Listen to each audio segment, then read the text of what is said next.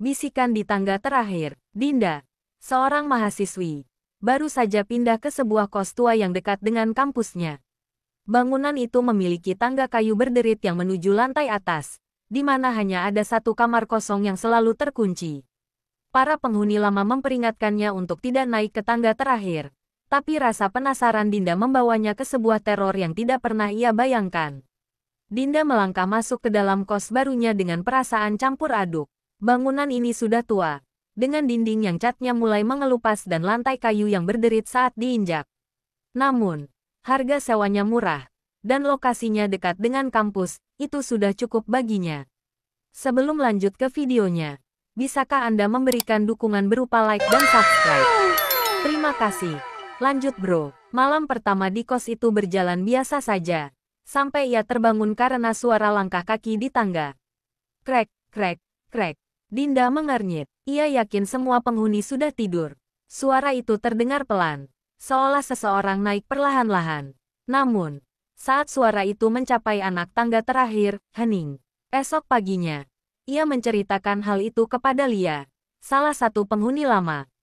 "Kamu dengar suara itu?" tanya Lia dengan wajah sedikit tegang. "Iya, kayak ada yang naik tangga terus berhenti di atas," jawab Dinda.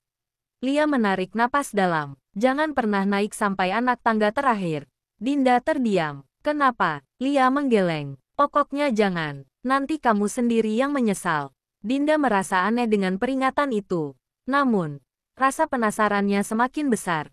Malam berikutnya, suara langkah itu terdengar lagi. Kali ini, Dinda memutuskan untuk mengintip dari kamarnya yang berada di lantai bawah.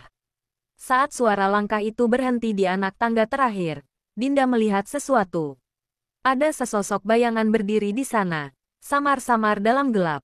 Jantungnya berdegup kencang. Ia menutup pintu dan bersembunyi di balik selimutnya, berusaha mengabaikan suara bisikan halus yang mulai terdengar.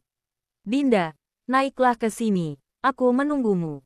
Dinda menutup telinganya. Ia tidak ingin mendengar, tapi malam berikutnya, ia tidak bisa menahan diri.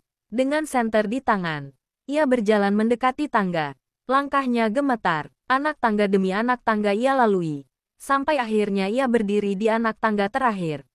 Saat cahayanya menyorot ke depan, dadanya terasa seperti dihantam sesuatu. Di sana, tepat di depan pintu kamar yang selalu terkunci, berdiri seorang perempuan pucat dengan mata kosong dan senyum mengerikan. Mulut perempuan itu bergerak, bisikannya terdengar jelas di telinga Dinda. "Sekarang giliranmu yang menunggu di sini." Dinda ingin berteriak, tapi tenggorokannya tercekat.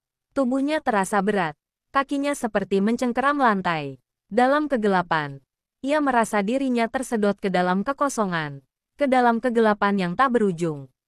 Keesokan harinya, penghuni kos menemukan sesuatu yang mengerikan. Di anak tangga terakhir, terdapat jejak kaki basah yang mengarah ke kamar kosong yang kini pintunya sedikit terbuka.